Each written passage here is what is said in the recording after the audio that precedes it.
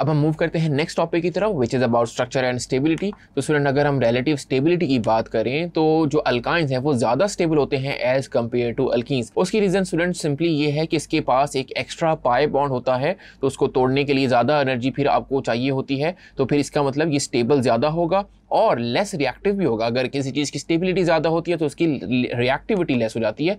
इसको सपोर्ट करता है एक थर्मोडायनेमिक डाटा।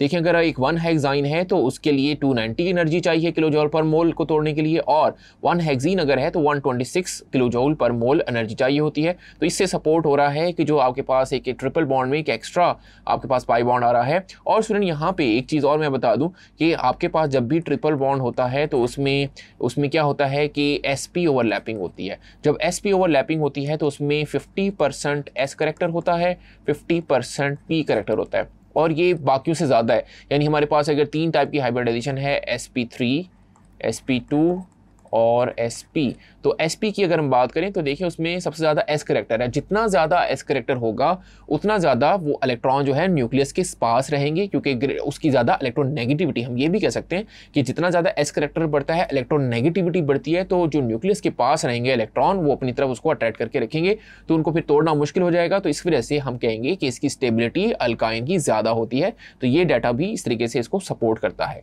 ये चीज़ें आपने ज़हन रखनी है। उसके पास स्टूडेंट अगर हम स्ट्रक्चर की बात करें तो अभी मैंने आपको बताया कि जब भी ट्रिपल बॉन्ड होता है, ट्रिपल बॉन्ड कार्बन का ट्रिपल बॉन्ड, तो उसमें क्या होता है, एक सिग्मा बॉन्ड होता है जो कि सबसे पहले बनता है, और उसमें 2 पाई बॉन्ड बनते हैं। तो आइए अब हम इसकी स्ट्रक्चर में जानने की कोशिश करते हैं कि कहाँ पे सिग्मा बॉन्ड है।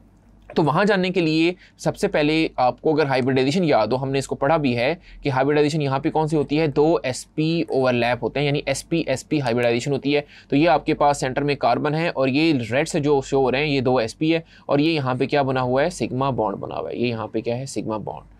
अब स्टूडेंट हम देख लेते हैं, क्योंकि क्योंकि स्टूडेंट्स याद रखें कि हेड ऑन ओवरलैप है, इस वजह से सिग्मा बॉन्ड। अब हम देख लेते हैं पाई बॉन्ड कहाँ पे बन रहा है इसका।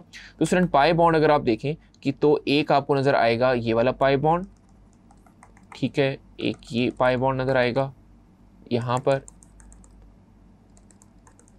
और एक और पाई बॉन्ड आपको बैक साइड पे भी दिखाई देगा। वो यहाँ पे देखिए ये आपको शो हो रहा है कि ये एक पाई बॉन्ड आपको दिखाई दे रहा है, ठीक है, पीजी के साथ जो ओवरलैपिंग के साथ बन रहा है। तो स्टूडेंट जब पाई बॉन्ड, जिसमें हमने आपको बताया 2 पाई बॉन्ड होते हैं, जब ये आपस में डिफ्यूज हो जाते हैं तो इसका स्ट्रक्चर जो है वो एक्चुअली लीनियर बनेगा। अब अगर लीनियर स्ट्रक्चर बनेगा तो आप जानते हैं फिर ये ज्योमेट्रिकल आइसोमेरिज्म शो नहीं करेगा, बिकॉज उसका एक स्ट्रेट लाइन लीनियर स्ट्रक्चर होगा। सो होपफुली स्टूडेंट आपको स्ट्रक्चर की और स्टेबिलिटी की बात अच्छे से समझ आ गई होगी। Thank you.